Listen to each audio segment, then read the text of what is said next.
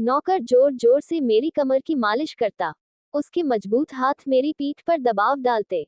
मैं पैसे देती तो वह हंसकर कहता, रहने दो मालकिन, वसूली रात को कर लूंगा। जैसे जैसे वह मालिश करता, मेरे शरीर पर खुमारी छा जाती और मैं गहरी नींद सो जाती। लेकिन एक रात मुझे नींद नहीं आई। मालिश करते हुए उसने मेरा नाम लिया, रिया। मेरा नाम रिया है। मैं बहुत खूबसूरत थी। शादी से पहले हर रोज रिश्ते आते थे। मैं माँ बाप की इकलौती बेटी थी। पापा चाहते थे कि मैं इंजीनियर बनूं, मगर मम्मी शादी कराना चाहती थी। आखिर मम्मी ने बुजुर्ग बाबा से ताबीज लेकर पापा को शादी के लिए मना लिया। रिश्ता पापा के दोस्त के बेटे से हुआ।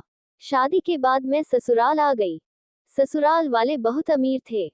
मैं और पति अलग फ्लोर पर रहते थे। पति दिन भर बिजनेस में व्यस्त रहता। घर में कई नौकरानियां थी, मगर एक नौकर राहुल धीरे धीरे मेरे करीब आ गया। वह कहता, मैं यहाँ कई साल से हूँ। घर वाले मुझे परिवार का सदस्य समझते हैं। एक दिन वह मेरे कमरे में आया। मैं थकी हुई बिस्तर पर लेटी थी। उसने कहा, मालकिन, कंधे दबा दूं? पहले मैंने इनकार कर दिया, मगर अगले दिन थकान की वजह से मान गई।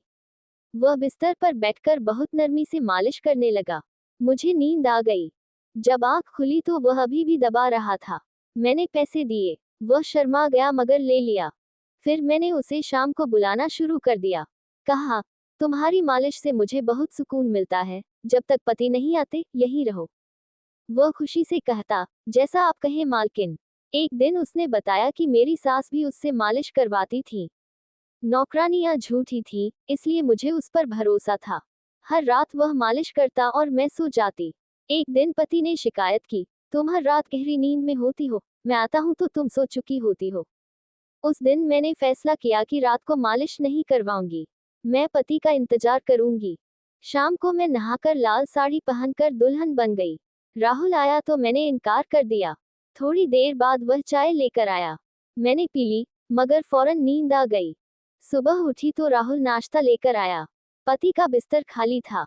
मेरे कपड़े बदले हुए थे। शरीर पूरा दर्द कर रहा था, मगर कुछ याद नहीं था। राहुल ने पूछा, शरीर दबा दूं? मैंने हाँ कर दी। उसी वक्त पति घर आ गए।